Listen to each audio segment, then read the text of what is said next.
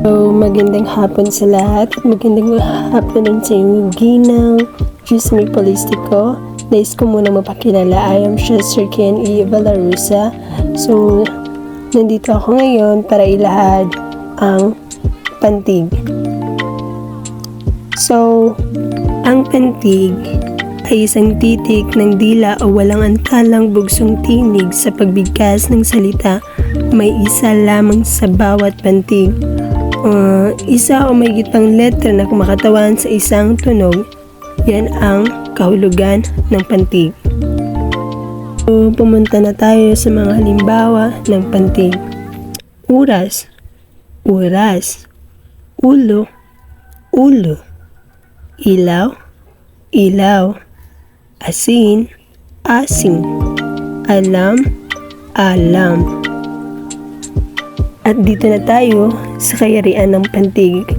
Kayarian ng pantig. Tinutukoy ang pantig ayon sa kayarian nito sa pamamagitan ng paggamit ng simbolo. Ki para sa katinig, pi para sa patinig. At ngayon, pumunta na tayo sa kayarian ng pantig. Ang mga halimbawa nito. Pi, ilog. Kipi, ang tunog ay pinagsamang katinig at patinig. Ito ay bu, nga. Piki, ang tunog ang pinagsamang patinig at katinig. Vowels and consonants. So, pumunta na tayo sa ki, piki. Ang tunog ay pinagsamang katinig, patinig at katinig.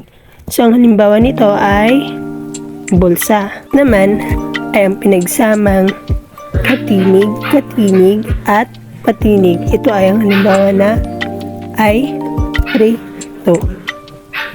At ang panghuli, ang tunog ay pinagsamang katinig, katinig, patinig at katinig. So ang halimbawa nito ay plancha. At yun lamang po at maraming salamat sa pakikinig. God bless you.